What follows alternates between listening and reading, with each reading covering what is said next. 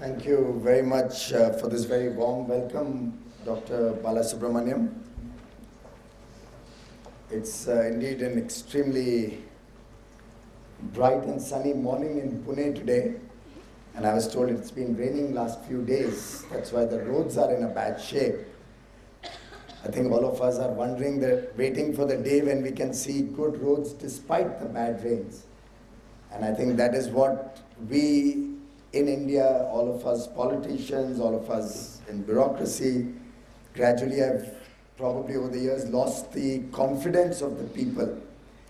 And I think today when I see this big group of young, budding citizens of the country who are going to lead the nation into the next generation, I feel extremely delighted to be amongst all of you, boys and girls, ladies and gentlemen. A very, very good morning, a very, very bright future for all of you in your careers as we go forward. And I, more than you, am looking forward to this interaction. In fact, when Hitesh told me that he's organizing a dialogue with all the students of the Balaji Institute of Modern Management, I think that was a very interesting thing which I read, that you have changed your that you've added the word modern management. I was quite excited, I was quite happy. And then when I saw the profile of the institute. Here, Balaji Institute of Modern Management, Balaji Institute of Telecom and Management, Balaji Institute of International Business, and Balaji Institute of Management at HRD. Excellent. 4 institutes are here. Excellent. My compliments to Professor Dr. Balasubramaniam, who's actually worked now for 14 years to create such a dynamic, such a vibrant institute. And Dr. Sahab, 14 साल के बाद तो वनवास पूरा हो जाता है. तो अब तो आपकी institute has to just take off. That's the time to really now flourish. I wish your institute all success in the years to come. What I liked about the institute and a little bit of what I read about it in the morning was the fact that Dr. Balasubramaniam has kept up the traditional Indian value systems when he's created the curriculum, when he's created the method of teaching. And I was seeing in the method, in the way he has brought this whole institute up, a certain amount of resilience, a certain amount of confrontationalist approach to what is going wrong. And I think that is what impressed me the most about this institute.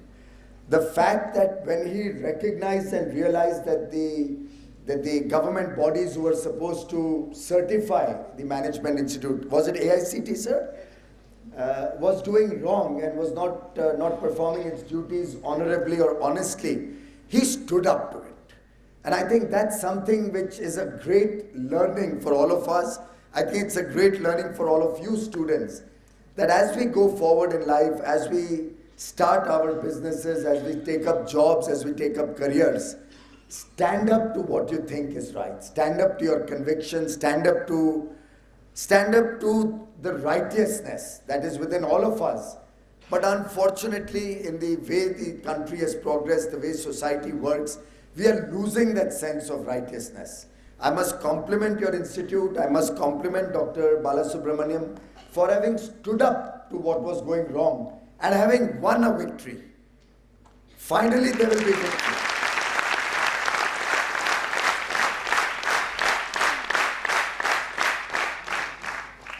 And in that, I read this very wonderful line right at the beginning of your website. And I'm daring to quote from your website, sir. So many of our dreams seem possible at first, then they seem improbable. And then, when we summon the will, they soon become inevitable. I think that sums up what Professor Balasubramaniam stands for. And I compliment all of you for being a part of this great institute. And I promise you that if you keep this mantra in your life, you will never go wrong. Nothing is improbable, nothing is impossible. Inevitably, the right will prevail. Inevitably, we will all be successful. Inevitably, we will see a great India of our dreams as we go forward. And I assure you that as I see the future, as I see India in the next decade, 2 decades, I for one am convinced that we have a glorious future in this country. We have a future which will be something, we will have a future which the next generation will be proud of. Certainly today we are facing challenges, certainly the country is going through turmoil today. All of us are equally responsible. I think it's a problem which many nations have faced in the past. It's not as if India is the only nation to face such problems. Therefore, I would believe that we need not give up. We need not be in despair or despondency. Let us together work towards finding a brighter future for our country. And I assure you that all of us are willing listeners. All of us are wanting to learn from you. All of us want to know what could be done to make your lives better. And in that spirit, I will look forward to this interactive session as we go forward, where I'm looking both for your comments, your suggestions, your criticism, and your questions. All of them are welcome, and we'll have that a little later. But I thought I'll restrict myself to a very brief address on 3 important issues facing the country, or three parts of the session today, which I think would interest you. I think at the outset, let us discuss what are the challenges before the nation. Then we'll move on to the opportunities before us. And then we'll see what are the solutions.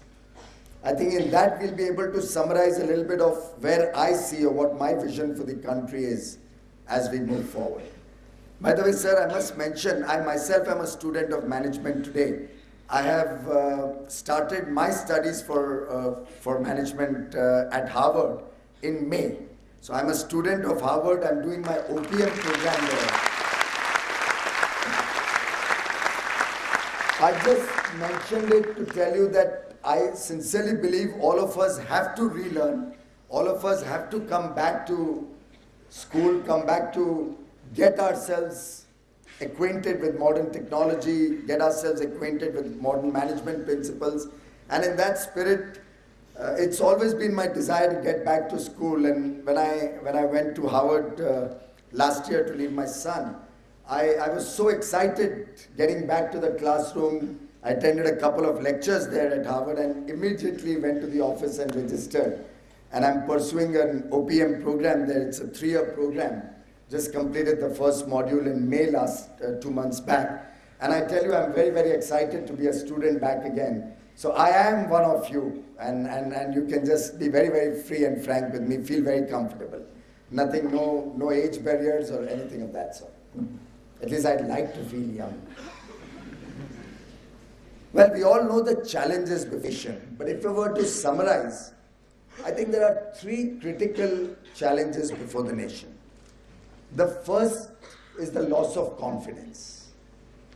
We as a nation have lost confidence in ourselves. And then that reflects on the confidence of the international world in India. So all in all, the current situation is one where we have almost given up. You have people who are saying that we don't want to live in India, we'll rather go abroad. 10 years ago, people used to come back to India. Instead of a brain drain, there was a brain gain. You had people from all over the world approaching us. What opportunities are there in India? What can we do? How can we work here? We had young MBAs coming from all over the world to work in NGOs in India. There was that spirit of excitement, that spirit of belongingness, that spirit of giving back to society. Unfortunately, in the last few years, and we are all part of that story, we have lost the confidence in ourselves, in our ability to run or govern honestly, in our ability to deliver results, in our ability to improve the lives of the poor people, the common man. And I think that, in my opinion, is the single biggest challenge that this nation faces, that all of us face, is this lack of confidence. आज हमें भरोसा नहीं है अपने आप पे. आज दुनिया को भरोसा नहीं है हमारे ऊपर, और एक तरीके से देखो तो ये समस्या आगे चल के इतनी भयंकर हो सकती है, क्योंकि इस ग्लोबलाइज्ड वर्ल्ड में, in this integrated world where we are a part of a much larger ecosystem, we will have to create a sense of confidence in ourselves, in our country. The second, of course, is the economy. We are all aware of the serious crisis. Growth is down, deficits, fiscal deficit, current account deficit is at an all-time high. Inflation, interest rates are extremely high. Debt is mounting, particularly external debt is going up. The short-term debt on forex is going up very rapidly to finance the current account deficit. There is a potential downgrade which we could see happening in the years to come, possibly even sooner than years to come. It could even happen in a few months unless we set our things right. And there is a sense of helplessness about corruption, about bad governance, deriding institutions of integrity, whether it's the CAG, the CBI, the misuse of various authorities. We have a situation where industries, businessmen, even the common man is harassed by government officials, tax officials. We have a situation where instead of attracting FDI, on the contrary, we have companies which are leaving the shores of India and going away. I'm given to understand IBM, Microsoft, Shell, Nokia, companies which are providing hundreds of thousands of jobs to young boys and girls like you, are now reviewing their India plans. We have a serious situation of joblessness, unemployment, and aspirational youth looking for good jobs, looking for a good future, not getting enough opportunities. This kind of a serious economic crisis is something to be concerned about. I, for one, almost fear a near 1991 type of situation developing very rapidly. Manufacturing is down, production indices are down, growth is down in almost all sectors, whether it's manufacturing, whether it's agriculture. Services for the first time are showing a downward trend, which has not happened in the last 20 years.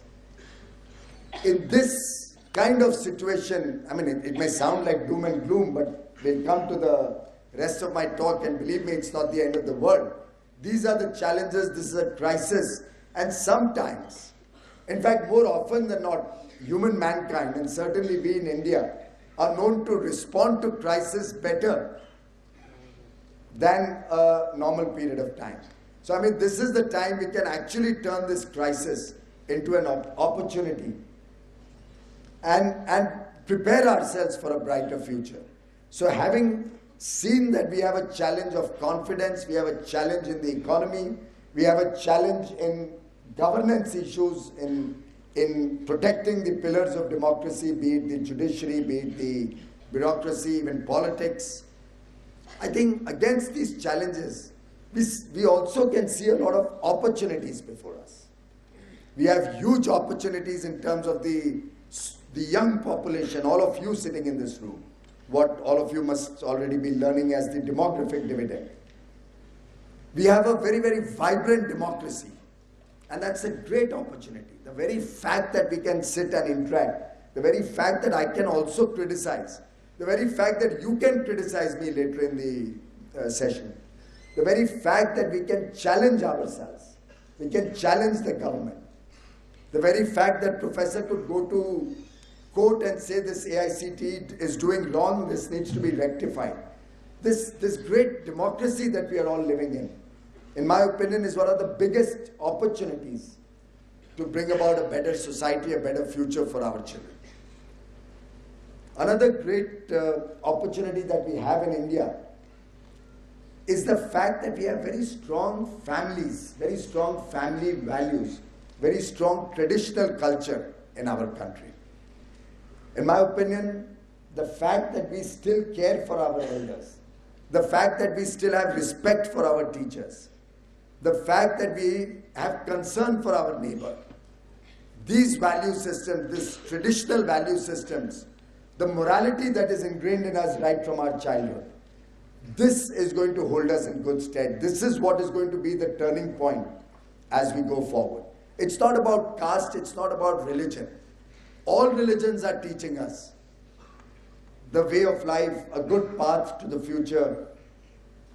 Traditional family system in our country has been so strong that it has not caused us distress. There may be a few aberrations, I don't deny that, but it has not caused us a distress that old people are suffering in old age homes galore and there's nobody to look after them. I was telling some people yesterday that you go to a hospital anywhere else in the world, you'll barely find one or two visitors loitering around, barely. But if you go outside an ICU in an Indian hospital, it's not about the population. It's about the concern, it's about the care, it's about the feelings. You will have 50 relatives standing outside. You will have friends, you will have neighbors. You will have employees, you will have colleagues from your office. All of them concerned, all of them worried, all of them being a part of the family, wanting to help. Very often not able to do anything, but still wanting to be there at least to show solidarity. And I think that is one of the greatest strengths of India. If at all tomorrow any crisis comes in any one of our lives, we'll have people with us. And the strength, the very strength of the power of people being with us is more important than any amount of money we may make in our lives. But all these opportunities need to be harnessed. I mean, a great land full of natural resources, mineral resources, young people willing to work, create wealth, create value. We need to harness all of this. It's not going to happen on its own. It's not going to happen, I mean, the gods are not going to come back and sort out our problems. It's you and I who have to sort out these problems. And that brings me to the last part of what I want to talk to is about the solutions. Are there solutions? Are there solutions in the short term, the medium term? What are the long term ways to resolve these issues? I think today we are at the cusp of change, not only in India but globally. But I don't blame global factors for our woes. I mean, if at all global factors were to determine our fate and our future, then we should never have had a problem maybe 20 years ago also, when the whole world was not in that bad a situation. I think India can resolve its problems domestically. Even in this integrated world, our domestic 120 crore people, the 1.2 billion consumer, the 1.2 billion market that India offers, is itself one of our biggest strengths. And I think if we were to plan out our future with a concrete short-term, medium-term and a long-term plan, I don't see this crisis being a deal breaker or being something which will really create chaos or create bigger problems for the country. I think we can still tide over it. We still have the resilience, we still have the capacity to overcome this crisis. And let me throw you a few of the thoughts that I have towards these problems that we are facing.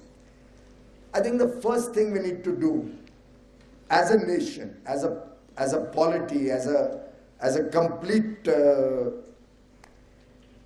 unit, not only it's not about a BJP or Congress or one party or the other or one set of people or the other, is we'll have to start believing in ourselves. We'll have to really start having the confidence that we can do it, which your own institute in fact propagates. There's nothing impossible. It'll inevitably happen well. And for that we have to give the world also the confidence that India can make it happen. I think if we were to as a nation pronounce that we will not overturn judicial judgments, we will not attack institutions of integrity, we will not do retrospective amendments in law, which the foreigner or which any investor is not comfortable with. We will not allow discretionary powers to bring in corruption into our system, so that the foreigner or any investor is not worried that I get a license today, as he was mentioning, and 3 years down the road the Supreme Court will strike down my license and millions of dollars of investment is lost. After all, Supreme Court doesn't strike down licenses at random. It struck them down, the telecom licenses I'm referring to, only because they found there was corruption in it, only because they found there was something wrong happening behind it. But if we could create a confidence in the world that we will not use discretionary power, we will run through the process. Everything we run in our government will be process driven rather than individual driven. I think the world even today is looking to invest in India. Even today we can see large amounts of foreign exchange coming into the country as investment. Even today there is enough and more demand within the country for its goods and services for industry to flourish and prosper. I think we need to first focus, and that is going to be the first task if we do get into power, if we do come into government, is to create a confidence in the world, in ourselves, in our own investors.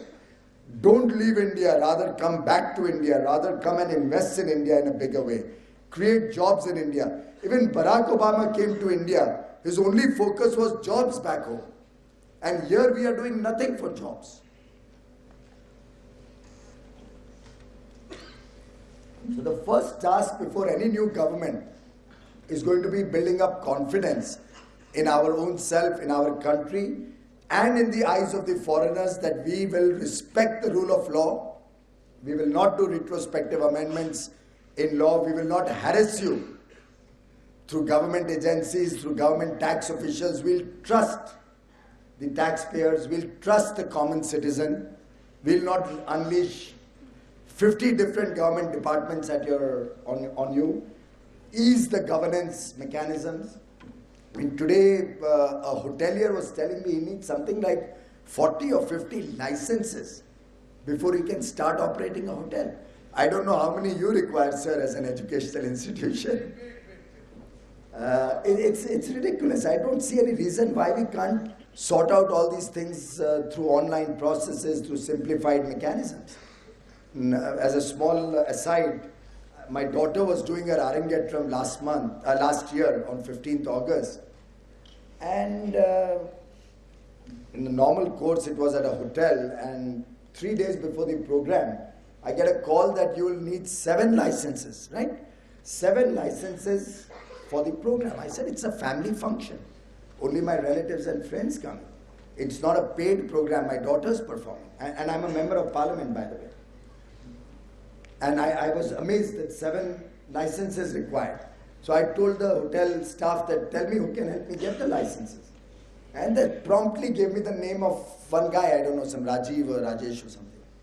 So my secretary contacted that gentleman. He said, sir, sab ho jayega. By Tuesday you'll have all the licenses. It was a Saturday. He said, by Tuesday you'll have all the permissions. Wednesday was the program, 15th August last year. And kya kharcha aayega? 55,000 rupees. At the outset, first I said, kar lo, abhi main kahan bhagunga licenses ke liye. I told him, let him do it. After half an hour, it struck me, it can't be 55,000 rupees. So I called up the hotel again and I said, look, tell that guy that I'll pay him his professional fees, whatever he wants to charge. But the rest I'll only pay whatever is actually payable to the government. And I won't pay this lump sum 55,000. And I told my secretary, you go and study what the whole process is. So obviously the little perk of being a member of parliament, so when he went with the so-called tout or something, we paid 5,000 rupees to the agent for his professional services because we didn't know where to go, where to get the license, nothing. But the official charges, sir, were only 3,000 rupees. The entire official charge for getting those 7 licenses was 3,000 rupees. So if his 5,000 rupees was his professional charges, and I don't grudge him that, he's a professional, he knows the system, he's cracked it, or that's his work. I didn't grudge the 5,000 rupees, but I certainly grudge the fact that 45 or 46,000 rupees worth of corruption was involved for a 3,000 rupee permission. That's the extent of governance problems. And then I talked to the authorities, I said, look, why can't you have an online process? It's a simple form. 90% of the information is the same. It needs only an invitation card to be attached. I asked him, did the police come and verify before giving the license? No. Did the PWD come and verify the stage? No. Did the fire department come and see whether it's safe? In any case, what were they going to see at that hotel? I mean, it was an approved hotel. No, nobody came. Just the paper has to be filled up in so many copies with the attachment, submitted at 7 different offices, get them back the next day. 2 days he did nothing but that. Now, if that happened with me, sir, I can visualize what can happen to anybody else who has to run a program or a marriage in the family or any other activity at all, even a birthday party. And that set me thinking that I think one of the primary goals, a solution to this whole problem, we'll have to reduce government from the lives of common people. We'll have to get government out of your lives. If at all any permissions, any records, anything are required, simplified systems, online, trust the taxpayer, trust the person. I mean, management by exception, as probably you are being taught in the college. We'll have to look at management by exception. We'll have to use telecom technology, which is also taught in your institute, to try and simplify systems. I mean, if any of you has run an industry or been a part of any manufacturing company, we have some 30 labor returns to be filled up. Profession tax, Provident Fund, ESIC, Minimum Wages Act, Bonus Act. I don't know how many. I used to run a small scale industry in my early days. I'm forgetting now, but I distinctly remember tons and tons of papers flowing out of the office. And if you look into it, all of it is 90% same data. There'll be a 5-10% variation in the data. Your tax returns, income tax, excise, sales tax, VAT now, octroi, or now local body tax. Put them all together. It'll all be the same data. After all, my sales data won't change. My purchase data won't change. My expenses will be the same. We could all simplify all this. I think one sutra, one very important thing that I believe we have to focus on is get government out of the lives of the common man. Towards that end, we are looking at minimum government, but maximum governance. We need government to provide law and order. We need government to give us good infrastructure, wherever it's not possible to do in the private sector. We need government to protect our boundaries, to take care of defense, to take care of foreign affairs, to ensure peace and harmony and equality and liberty and freedom. We need government for that. I'm not suggesting at all that there will be no government. But I think government will have to restrict itself to focus on these areas and get out and restrict itself only to the culprits or only to people who are determined to have created a problem or determined to have cheated the government of its revenues, rather than creating roadblocks or creating problems in our lives leading to such amounts of corruption. It's discretion which will have to be stopped. I can understand discretion occasionally for a few things, minor things. But for that, I personally believe every decision taken under discretion by government should be put on the website. We should not need RTI. Why do we need RTI? Government should put every decision that it takes under its discretionary powers, again, save and except defense or foreign affairs, on the website. Let the common citizen know that if I as a minister have decided that your college, even though it was not suitable, not commenting on your college, sir, but or anything that where I'm taking a discretionary decision, it should be put on the website with reasons why. That will make us accountable to the people.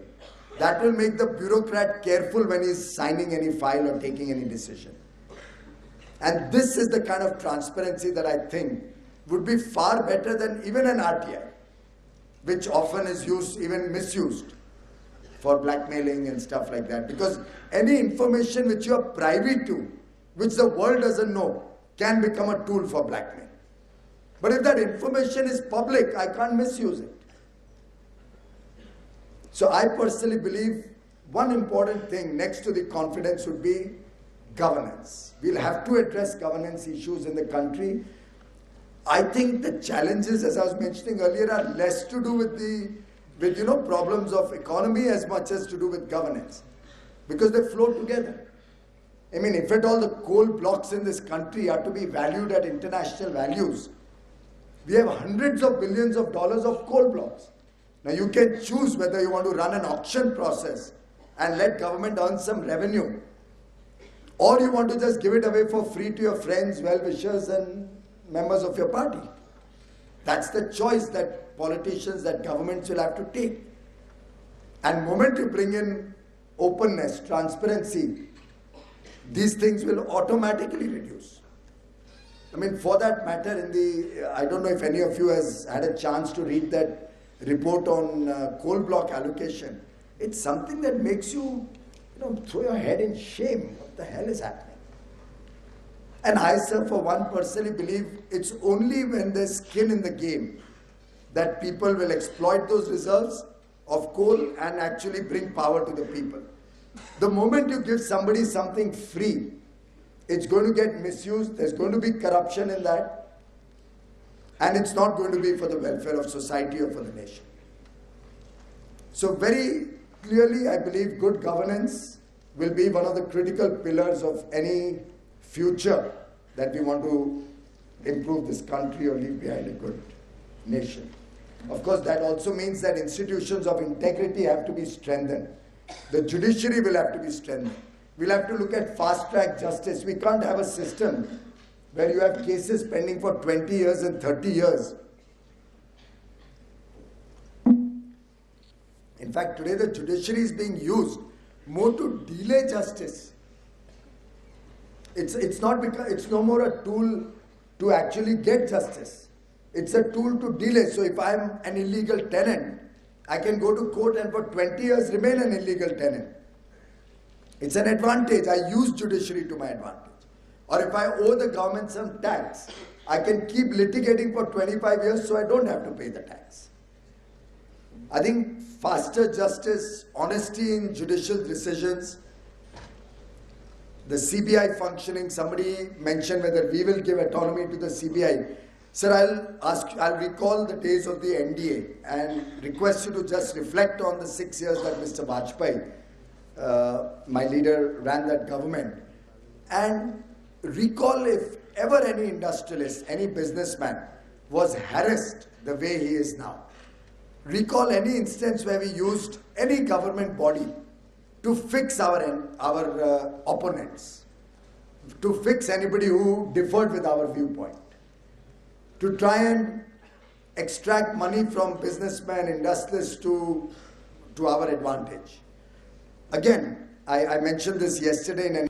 Well, of course, I could go on, but clearly 3 or 4 just brief points I'll make. The focus will have to be on jobs. The country will have to empower people rather than just keeping our people on doles. For me, the mantra is empowerment over entitlement.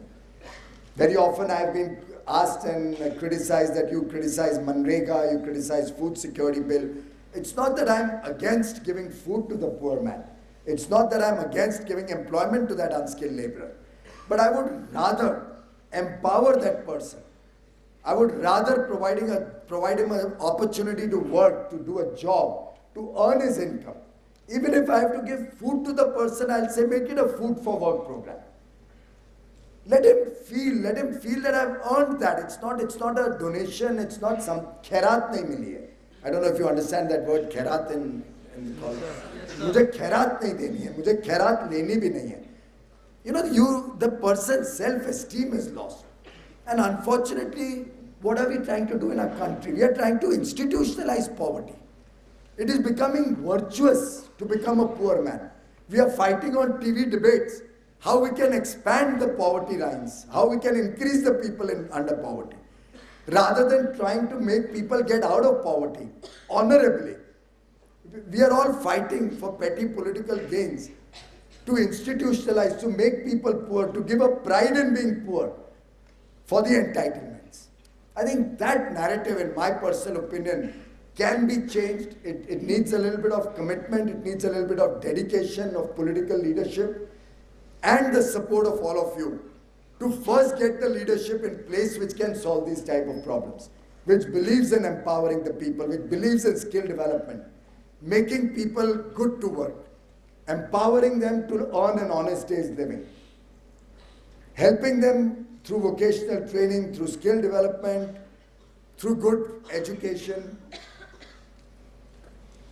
to become good citizens of this nation, to earn their living. In that, then you provide good education, you provide health care at reasonable cost, you even give food at reasonable cost. All of that is welcome. But please, for heaven's sake, let's all of us start making people have pride in their own self. Have pride in the fact that they are earning a living and living a good life. I think that broadly is my vision for this country.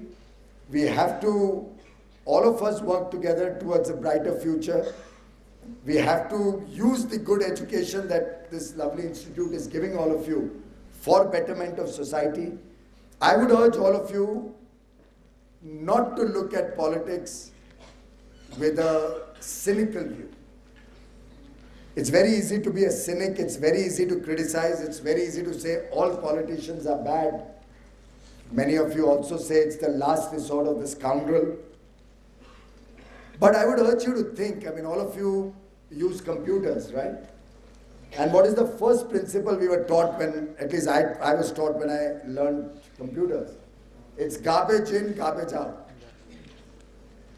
So unless you, the educated, the well-meaning, the learned, the people who are privileged sections of society, who have got good education, come from good families, you got good learnings, you understand economy, you understand the world better than the underprivileged. Unless all of you also engage in society, it's going to be garbage in, garbage out. And I would urge all of you, at least some of you, come into politics. Some of you start taking active part in politics. Some of you may not like politics, get into social activities. Get into even your resident welfare association will be a great thing. Some engagement with society in whatever form should become an integral part of your lives, and I think is the way forward for a better future. I would urge all of you, you all are all now probably over 18, register yourself as voters. I don't know, if one was to take a head count, can any of you raise your hands who are registered as voters? Oh, that's a pretty good percentage. That's an excellent percent. My experience, that's great, thank you very much. My experience in recent times, sir, and I've done a little statistical analysis, about 55% of the youth in the age group 18 to 24 is not yet registered as a voter. 55%, mind.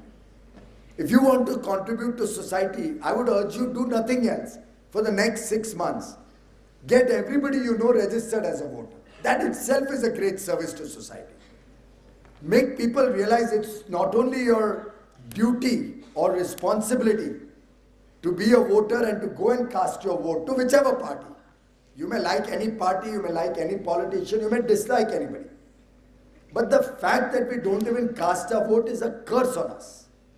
We lose the right to criticize, we lose the right to demand anything from us, from the politician or from government, if we are not going to participate and exercise our franchise. If not anything else, at least I would urge you, sir, and if it can be even a formal program, engage your students to take up this task that in and around our area, in our homes, in our families, if each one of you was to only take out your mobile phone, I'm sure there would be not less than 1,000 contacts in each one's phone here. And just imagine the power of Balaji Institute, 1,000 students here with 1,000 contacts is what, 1 million people? Take out a few cross connects. I mean, all of you will have each one of you in the mobile also, hopefully. Take out any amount of overlap. You can still reach out to probably 700,000 people. And just imagine, as Professor said earlier in the day, those 700,000 people influence 5 people in their family, 20 people in their building, or 200 people in their neighborhood.